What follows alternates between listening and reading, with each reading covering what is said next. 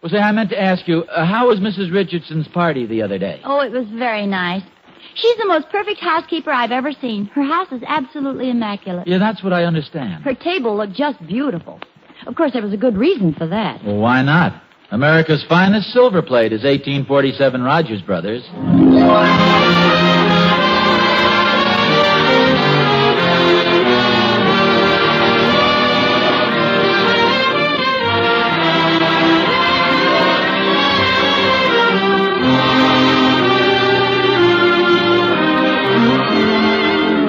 America's finest silver plate is 1847 Rogers Brothers. From Hollywood, International Silver Company, creators of 1847 Rogers Brothers Silver Plate, presents The Adventures of Ozzie and Harriet, starring America's favorite young couple, Ozzie Nelson and Harriet Hilliard.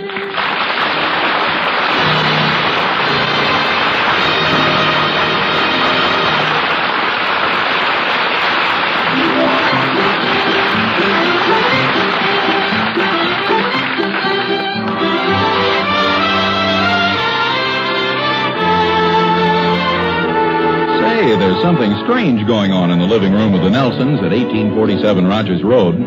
There's David, age 12, and Ricky, age 8, on their hands and knees creeping toward the Davenport. Their faces look so serious. Must be somebody hiding back there.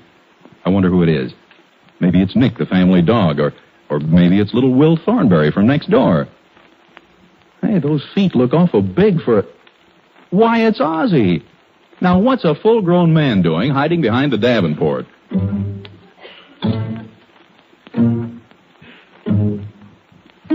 We got you! Okay, fellas, okay, you caught me. I surrender. Gee, Pop, you aren't playing right. We're supposed to be the Cowboys, and you're a bad Indian. Well, I'm doing the best I can. You're supposed to show a little fight. Well, I've been saying bang, bang, but you guys won't fall down. You've been missing us. According to the laws of Fort Nelson, you're entitled to a trial. I vote we shoot him. I vote we shoot him, too. That was hardly worth getting the judge out of bed for. Indian, have you any last words? Yeah, me quit. You can't quit, Pa. David, this is the third time you've captured me, and it's the third time I've been sentenced to be shot, and I quit. Don't quit now, Pop. Let us capture you once more, like the first time when we tied you up. Well, okay, just once more, though. We Indians have other things to do. This afternoon I have to pose for a new nickel. You get the lasso, Ricky. I'll hide here behind this cactus bush. Which cactus bush? This one here, with the yellow lampshade on it. Oh. You know, this time I think I'll surprise you guys and show a little fight. I think it's about time the Indian tied up two rather short cowboys. That's what I've been saying, Pop. You've been making it too easy. You get him from that side, Ricky. I'll get him from this side. Grab his feet, David. Throw the lasso. No, you don't. Get the rope. A little different this time, isn't it? How do you like this? You sure are strong, Pop. You can really fight when you want to. Thanks, boys. Now untie me and let me up.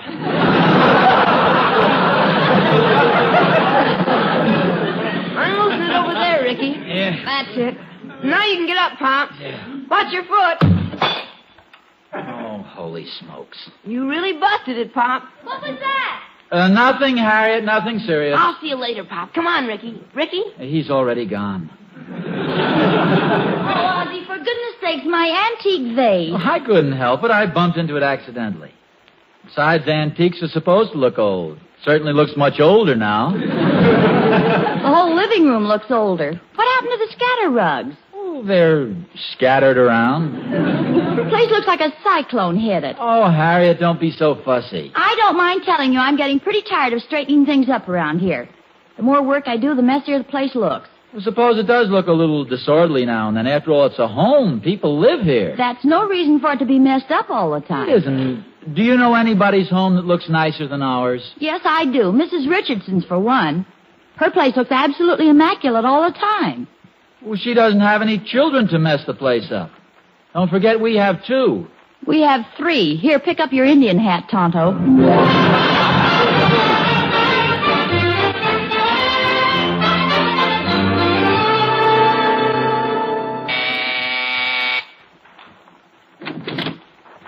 Hello, Mrs. Nelson. Oh, Mr. Richardson, come in. Thank you.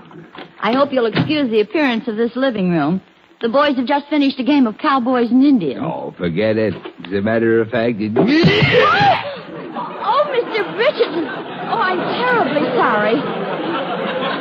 Oh, I don't know who could have put that footstool there. Let me help you up. I hope you didn't hurt yourself. Oh, not at all, not at all. Please think nothing of it, Mrs. Nelson. It's been a long time since I've tripped over a footstool. Have a chair, won't you? Yeah, thank you, but I really can't stay. I just stopped by with this issue of Good Housekeeping. Mrs. Richardson said there was an article in it you wanted to read. Oh, thanks very much, but I could have picked it up. No, it was right on the way. I have to go to the store and get Mrs. Richardson some scouring powder. I have a can of it she can have. We buy it by the case.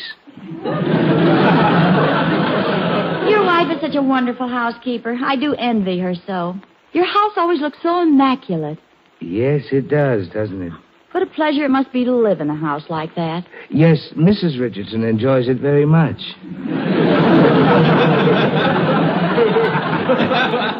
She used to be a bacteriologist, you know. Oh, please sit down. You can stay for a few minutes, can't you? All right, I will. Oh, my goodness.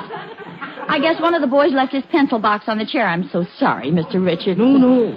It's quite all right. It's been a long time since I've sat on a pencil box. I wish I'd known you were stopping by. I could have at least given the house a quick going over. Oh, really, Mrs. Nelson? It looks wonderful, very comfortable. Reminds me of our house back home when I was a boy. Well, we have 2 youngsters, and you know how boys are about keeping things orderly. May I ask you a very direct question, Mrs. Nelson? Of course. Well, you've seen my wife at various social affairs. You've played bridge with her, seen her at club meetings. Yes. How does she look without a dust cap?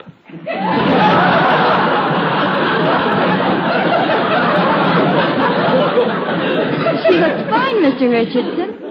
She doesn't spend that much time cleaning the house, does she? Mrs. Nelson, I love my wife. She's a wonderful woman. We've been married now for 10 years. 10 spotless antiseptic years. But living in our house is like living in the operating room of a hospital. Would you mind awfully if I smoke my pipe? Oh, of course not. Go right ahead. Oh, thank you.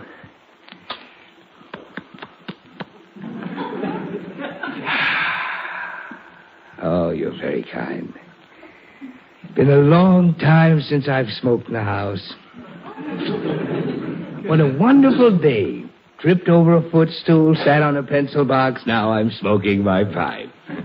Why don't you put your feet up on the hassock? Make a day of it.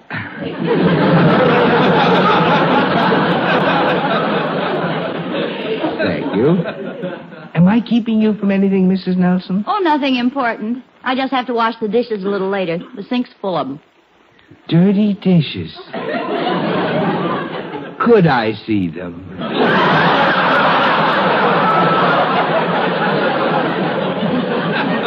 Oh, now you're kidding, Mr. Richardson. Perhaps a little. But I do mean this, every word of it. Don't ever change anything about this house, Mrs. Nelson. It's perfect. As I walked in the door, something seemed to say, this is a real home. People live here. Happy, comfortable people.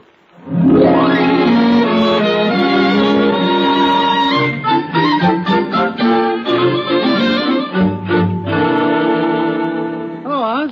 Oh, hiya, Thorny. Oz, you're just the man I've been waiting for. I have a present for you. Present for me? Yes, sir. I've been cleaning up the yard, and I came across an old boiler. And it's yours. Oh, well, thank you, Thorny, but I really have no use for an old boiler. Neither have I. Oh, you'll like it, Oz. It's rusty. Makes the water nice and red. Gives you a ruddy complexion. I hate to seem unappreciative, Thorny, but I really don't want it. Well, it's a present. You can't give it back. I haven't accepted it. You have so. I carried it over and leaned it against your garage. You haven't said thank you, Oz, but I know it's in your heart. And you're welcome. I bet I can guess what happened at your house. Catherine pushed you outside to clean up the yard. What a ridiculous idea. The same thing at our house. Harriet's on a cleanup campaign, too. She just practically drove me out of the house, gave me a big lecture about keeping things neat and Well, tight. as a matter of fact, I think she's right. You're kidding. No, I'm not, Oz. I really mean it. Just think of all the things a woman has to do around the house. She does the cleaning, the cooking, the shopping, taking care of the kids, and the sewing, the mending, the laundry. The least we men can do is cooperate. Try to make her job a little easier. Yeah, maybe you're right, Thorny. Well, of course I am. Matter of fact, until you started talking about it, I never realized what a wonderful job Catherine does around our house. Work, work, work, all day long, 7 days a week. Standing over a hot stove all day, cooking meals, mending clothes, getting me off to work on time, keeping the place tidy. You know something, Oz? I'm going in the house and tell Catherine to stop this grind and get out for a little fun. I'll see you later. Oh. What's the matter, Thorny? I just remembered Catherine's not home. She's out playing bridge someplace.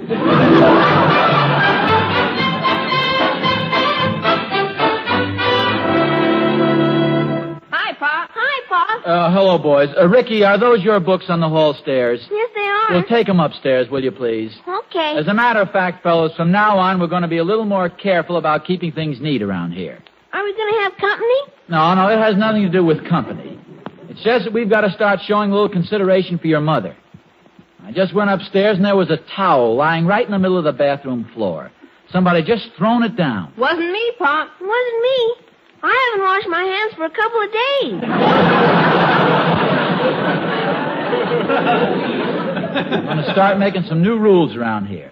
No more lounging on the sofa with our feet propped up on a chair. No more throwing banana peels in the fireplace. No more rope twirling in here, and no more pillow fights in the bedroom. Is this how it is when you're in jail, Pop? No, Ricky, this is how it is when you're part of a well-organized family. We're going to help your mother keep our house well-organized. No more wrestling in the living room. No more tossing the football in the house. No more sliding down the banister, and no more shooting firecrackers in the cellar. Holy smokes. Look at this living room. You guys have been home about an hour, and it looks like a mess. Let's start in right now by straightening up this room. Make it just as neat and clean as Mrs. Richardson's. Come on, we'll make a game of it. Okay, come on, David. I'll be Hobble Cassidy and Pop's a cattle thief. No, not this time. I have a better game in mind. Let's make believe we're the Nelson Cleanup Commandos. I'll be the captain, and you guys will be my troops. You don't have to do that, Pop. Well, I just thought the idea of a game would make it easier for you guys to live up to. Be a lot of fun, you and Ricky being the troops. You don't have to make it a game, Pop. Oh, okay, if you don't want to make it a game. But let's get started anyway. Ready? Sure. Okay, Pop. Attention! Pop, we said you don't David, have to... did I give you an argument when you wanted to be cowboys? Now let's go. Attention!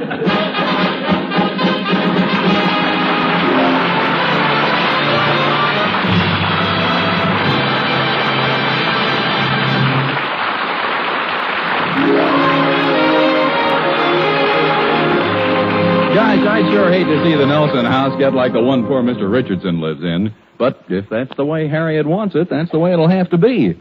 It's the woman who makes the rules, you know. Been that way for years. And it's still the thing to do. Just the way it's still the thing for a guy and his girl to go for a stroll on Sunday afternoon. And it's still the thing, when that young couple are married, to own 1847 Rogers Brothers, the finest silver plate in America. Yes, now, as over a century ago, 1847 Rogers Brothers is the right choice for silver plate whose beauty and workmanship is unexcelled. Now, as then, that famous year mark 1847 stands for the very best. Nowhere else will you find the same lovely features, the superior imagination of the pattern designs, the exquisite detail, the extra luster and weight of each piece. Only 1847 is so much like solid silver. So, see it tomorrow, won't you?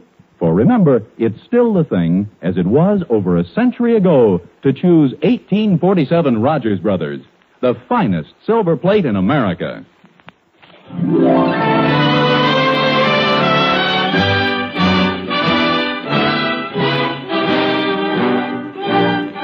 Man's work is from sun to sun, but a woman's work is never done.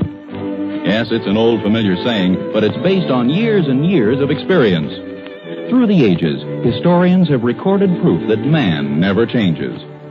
back in the old Roman Empire, there was Antony and Cleopatra. Anthony? Here in the milk bath, Cleo. Anthony, I'm getting tired of this. You always leave your things lying around. The trophy room's a mess. But, baby. From now on, I want the place kept in order. But, baby. I mean it. Starting today, when you've finished your milk bath, don't leave the empty bottles in the tub.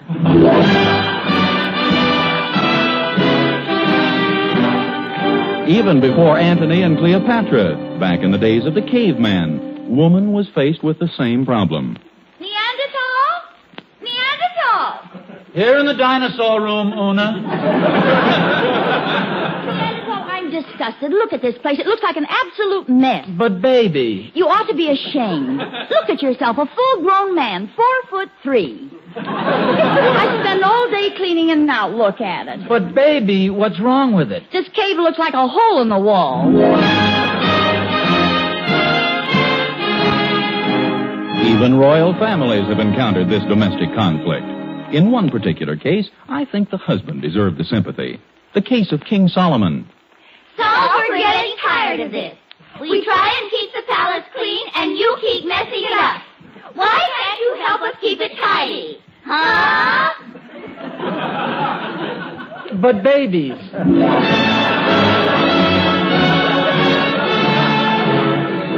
Today, at 1847 Rogers Road, 3 sturdy souls have set forth to rectify this injustice.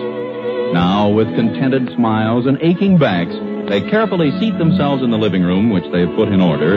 Not a spot, not a smudge, not a thing out of place. Yes, it's a pretty self-satisfied Ozzie, David, and Ricky that greet Harriet as she enters. Oh, well, hello. So quiet, I didn't think anybody was in the house. A home should be quiet, Harriet.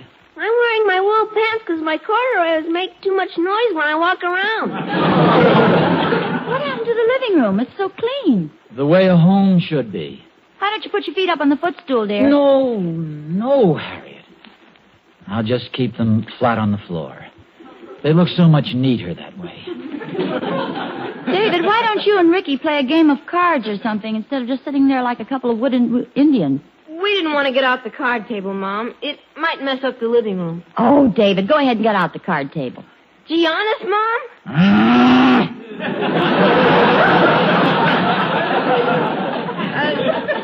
No, thanks. I guess we'll just sit here like a couple of wooden Indians.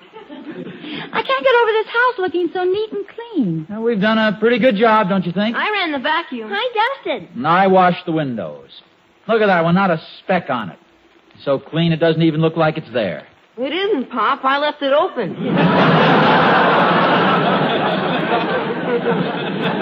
Well, you better close it, David. We don't want a lot of dust blowing around in here. Where's Nick? Outside in the yard where a dog is supposed to be, Harriet. We don't want him getting hair all over the rug and the furniture. A little hair on the rug doesn't hurt anything. I haven't been that fussy. The dog stays outside. He sheds a hair here. He sheds a hair there. He sheds a hair somewhere else.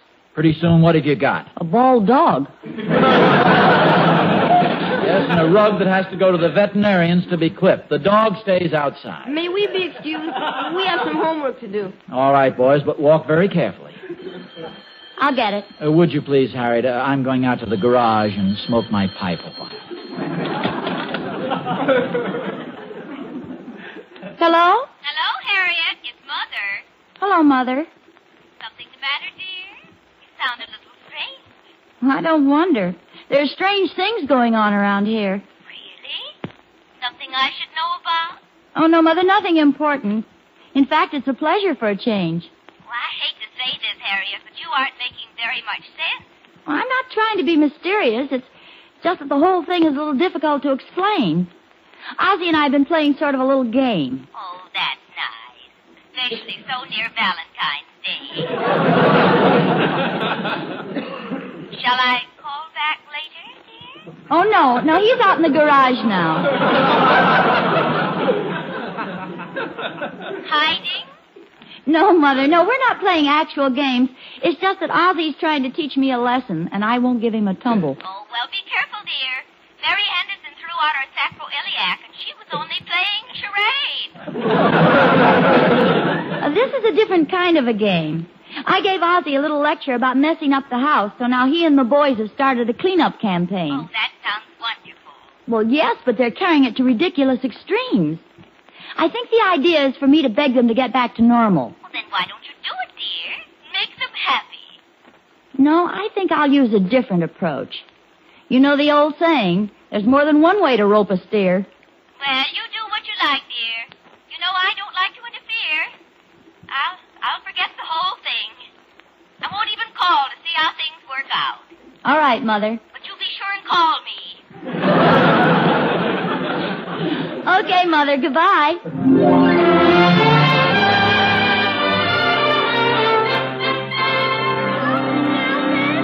Oh, hi, Emmy Lou. What are you doing out here in the garage? Mrs. Nelson's trying to keep the house clean, and I get ashes on the carpet. So. Daddy says it keeps the moths away. Well, maybe so, but the smoke curls up through the curtains, and I kind of like to lean back on the couch, and that crumples up the pillows. But my goodness, Mr. Nelson, the man has a right to be comfortable in his own home. Well, after all, this garage is part of our home, and you'd be surprised. It's not too uncomfortable lying here on the concrete.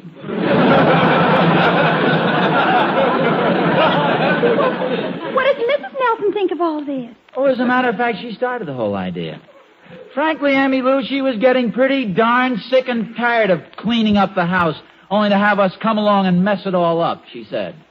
Do you want my opinion, Mr. Nelson? I think this whole thing is a dangerous threat to your home and happiness. Well, I don't see how. I read a book once where a woman became obsessed with keeping her house clean. It was awful. She worked from morning till night, cleaning. It began affecting her. She began to change in appearance. Her neck grew longer. She wore an old black smock. Her feet grew together. And at the end of the book, she wasn't a woman any longer. She was a vacuum cleaner.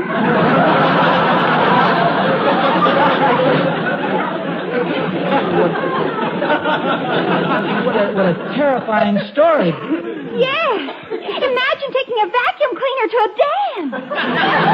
Yes, the suction would keep untying your shoes.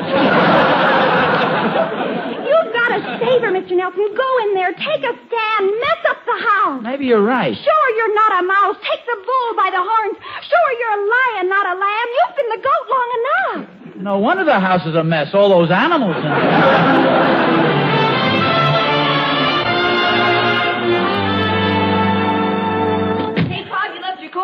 Table. Yes, I know I did. Where are your coats, boys? In the hall closet. The hall closet? Throw them on the Davenport where they belong. Oh, boy. Pa's being tired of being clean, No, it's too. not that, boys. Not exactly. I'm doing it for your mother. See, it's dangerous to have a house that's too neat. It can do things to you. It can change your appearance. Ricky, don't pucker up your lips like that. You look like a vacuum cleaner. I don't understand, Pa. Simply this. We're going to change this antiseptic tomb we've been living in back to a comfortable home. We'll start by dropping this potted ivy right on the floor. Gee, Pop, that'll make an awful mess. What'll Mom say? Oh, she'll probably rant and rave for a few minutes, fly off the handle. We can't help that. It's for our own good. Now, where's a good spot? Here, David, take this and drop it right over there on the floor. Me? Oh, no, Pop. Why don't you do it? I have an idea. Ricky, you're closer to the floor. Maybe if you dropped it... Ricky? Ricky? Where did Ricky go, David? David? Maybe it might have the same general effect if I just messed up a few pillows. After all, Oh, Ozzie, my potted ivy all over the floor. But, baby, Harriet, honestly, I don't know how it happened. I was standing here with the potted ivy in my hands, and all of a sudden something yanked my feet, and down I went. Oh, here, I'll give you a hand. Hey, what's this? Well, no wonder I fell down. Somebody lassoed me. Yeah, for a minute I thought I was going to miss you. You mean you deliberately lassoed me and made all the mess? Now, don't be angry with me, dear. But I don't understand. I thought you liked the house like Mrs. Richardson's. Well, not quite, dear. Not after talking to Mr. Richardson. In fact, I got the lasso idea from him. From Mr. Richardson? Uh-huh. I went over there to return a magazine I'd borrowed, and there was Mr. Richardson, a big smile on his face, stretched out on the couch, smoking his pipe, his feet up on the radio phonograph, just having a wonderful time. For goodness sakes, where was Mrs. Richardson? Tied up on the back porch. Ozzie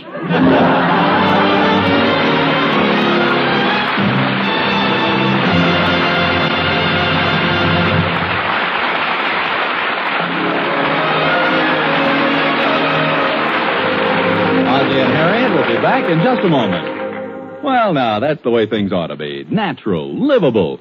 And it was Harriet who said it straight, too. There are a lot of wives who could take a lesson from Harriet, all right. A lot of wives get hysterical over the tiniest bit of dust and blow their tops when some little thing is out of place. Practically make you take off your shoes when you come in the house. Your wife like that? Heck no. My wife's swell. Maybe that's why I bought her that set of 1847 Rogers Brothers last week. And you know, Mr. Smith, you're absolutely right about that 1847 silverware. It's really great, isn't it? Really beautiful workmanship. Well, where else but in 1847 Rogers Brothers could you find those gem-like open-work knife handles, for example? Or the extraordinary height and depth of the beautiful ornamentation? And then there are the striking patterns themselves. Each one, you know, adoration, eternally yours, first love, and remembrance, is designed to suit an individual taste and preference. I was pretty impressed with the price of 1847 Rogers Brothers, too. Hasn't gone up a cent since 1945. Oh, that's a wonderful thing, all right. And gosh, I bet you're getting lots of attention since you gave your wife that set. As a matter of fact, Mr. Smith, she's been so busy showing it to everybody on Rogers Road that I've hardly seen her. Wish she'd settle down. The house is beginning to look all upset. Well, you got to expect that kind of reaction, you know. After all, 1847 Rogers Brothers is the finest silver plate in America. Oh, and by the way, there's an interesting story and color pictures of the Nelson family in the March issue of Movie Stars Parade magazine.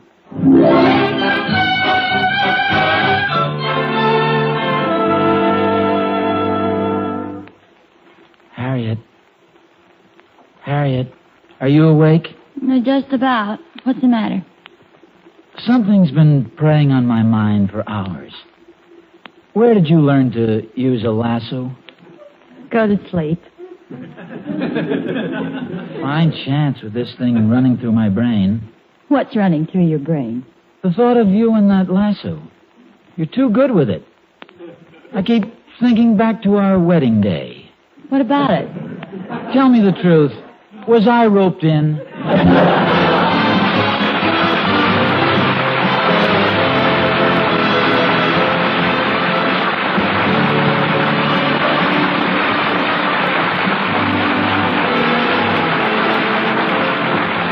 Tune in again next week to another adventure of Ozzie and Harriet, starring Ozzie Nelson and Harriet Hilliard. And remember, America's finest silver plate is 1847 Rogers Brothers. Yes, Harriet, America's finest silver plate is 1847 Rogers Brothers.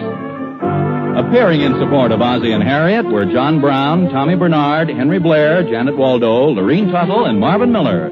Original music was composed and conducted by Billy May. This program originates in the Hollywood studios of the National Broadcasting Company and is also broadcast over the Trans-Canada Network of the Canadian Broadcasting Corporation. This adventure of Ozzie and Harriet will be transmitted to our men and women overseas by shortwave and through the worldwide facilities of the Armed Forces Radio Service. How much will $10 buy today? Well, for one thing, a 22.5-pound care food package for any individual or group in 11 countries in Europe and in Japan, Korea, and Okinawa. It will feed a starving baby for the first 3 months of his life. It will buy enough all-wool material to make a full suit for an adult man. It will buy 2 all-wool blankets to keep the cold of winter and despair from a shivering heart. $10 buys a lot. So send your check today to CARE, New York City, New York. In Canada, address CARE at 193 Spark Street, Ottawa. This is Vern Smith speaking.